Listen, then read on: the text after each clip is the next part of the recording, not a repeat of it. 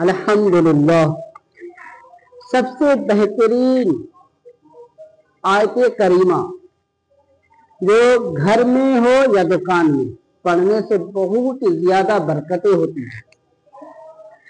کوئی ضروری نہیں ہے ہم پڑھیں اور آپ پڑھیں جا کر دکان میں، اگر یاد ہے آپ کو خود سے پڑھیں اور بہتر ہے۔ امام اگر آئے تو اس کی بہت بڑی فضیلت ہے، دارالعلوم کے مدرسین آئے اس کی بھی بہت بڑی فضیلت ہے، لیکن آپ کو بھی حق ہے قرآن مقدس کو یاد کرو اور اپنے روزی کے لیے دعا کرو اور پڑھو اس جگہ میں جہاں برکت ہو۔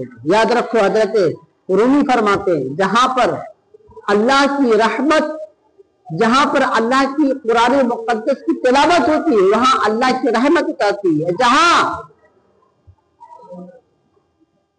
جہاں پر برسات ہوتی ہے وہاں پر سبزہ نکلتا ہے۔ قرآن مقدس پڑھتے پڑھتے اگر آنسو آئے تو اللہ کی رحمت اترے، جہاں برسات ہوتی ہے وہاں سبزہ نکلتا ہے۔ یاد رکھو تو سب سے بہترین آیت کریمہ وہ ہے سورہ یاسین۔ سورہ یاسین کی تلاوت کرو، آپ سورہ یاسین کی تلاوت کیا کرو۔ سورہ یاسین کی تلاوت کرو گے آپ کا قلب، آپ کا دلوں میں سکون ملے گی۔ یہ قرآن مقدس کی برکت اور فضیلتیں ہیں۔ ہمیشہ یاد رکھو میرے دوست، قرآن مقدس کے سینے سے لگا کر اپنے نگاہوں میں بسا کر رکھو، زندگی گزارو۔ قرآن کی تلاوت کرتے کرتے آنسو نکل گئے، قرآن مقدس کی تلاوت کرتے کرتے آنسو نکل گئے، وہ آنسو کا قطرہ وہ آنسو کا قطرہ جنت میں جگہ بنا لے۔ یاد رکھو یاد خدا میں ایک آنسو کا قطرہ بھی نکلے تو جنت، یاد خدا میں اگر تلاوت ہو جائے قرآن مقدس کی تو خیر و برکت نزول ہو جاتی ہے۔ جہاں پر اللہ کا ذکر ہو وہاں پر رحمت ہی رحمت ہوتی ہے، بہت بڑی فضیلت ہے۔ میں نے بہت سارے ایسے لوگوں کو دیکھا ہوں جو قرآن مقدس سے دور ہے، نمازیوں سے دور، نمازی مسجد کی طرف سے دور ہے، مسجد کی طرف نہیں آتا۔ جب قرآن مقدس کو تلاوت کریں گے تو اس کے چہرے پہ نور ہوتی ہے۔ جب انسان قرآن مقدس کو جب عزت دیں گے تو آپ کی دنیا آخرت دونوں بدل جائے گی۔ قرآن مقدس کی باتیں کچھ اور ہیں۔ قرآن پڑھو، خود پڑھو اور پڑھاؤ۔ دیکھو دنیا میں سب سے بہترین کام، بہت لذت والا بات ہے، بہت میٹھی آواز ہے، یعنی میٹھی جملہ ہے۔ دنیا میں سب سے بہترین کام کون سی ہے؟ سب سے بہترین، سب سے بڑا کام، یاد رکھو سب سے بڑا کام، جو اس کام کے آگے کوئی کام نہیں ہے، سب سے بڑا کام دنیا میں سب سے بڑا کام وہی ہے کہ خود قرآن مقدس کو پڑھو اور پڑھاؤ، اس سے بڑھ کر اور کوئی کام نہیں۔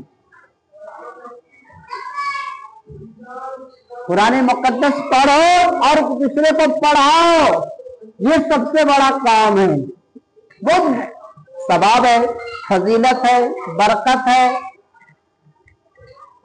بہت ساری چیز نعمت ہے۔ آپ کی زندگی میں سارے گناہ معاف ہو جاتی ہے، گناہ معاف ہو جائیں گے قرآن مقدس پڑھنے سے۔ یاد رکھو صرف تیجا اور 40ویں میں اور میت میں قرآن نہیں پڑھی جاتی ہے، سب قرآن مقدس نازل اس لیے ہوئی ہے کہ آپ روزانہ پڑھو قرآن مقدس، شوق سے پڑھو، دل لگا کر کے پڑھو اور اچھی طریقوں سے پڑھو، آہستہ آہستہ قرآن مقدس کی تلاوت کرو۔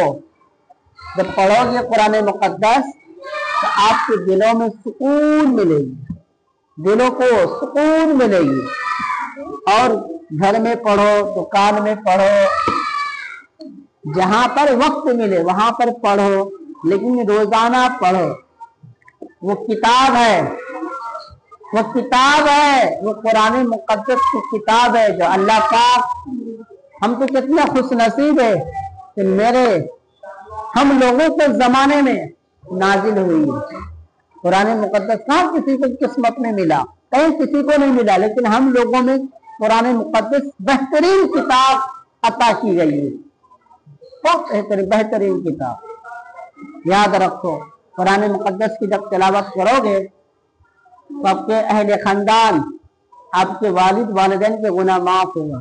मैंने ये बात पहले भी कहा था कि चलते फिरते अगर कागज के टुकड़े पर रब का नाम लिखा हो, कागज के टुकड़े पर अगर रब का नाम लिखा हो तो उठाओ और अपने दामन से सफाई करो, अपने होठों से लगाओ, अपने आंखों में सटाओ, लगाओ, पेशानी से रखो और सर पे भी इज्जत दो और ऊंची जगह पर रख दो।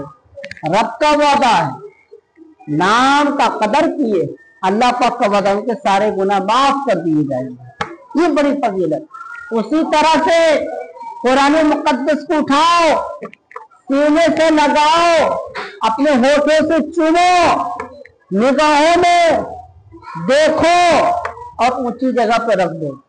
अल्लाह पाक का वादा है, जब तुम कुरान मुकद्दस की तिलावत नहीं किए, लेकिन उठाने का, चुमने का, निगाहों में बसाने की जो आपने की, उसके सदक़े में सारे गुनाह माफ हो जाएंगे और जन्नत में आले साला मकाम हो जाएंगे। ये रब का वादा है। कुरान की इज्जत करो, कुरान मुकद्दस की इज्जत करो।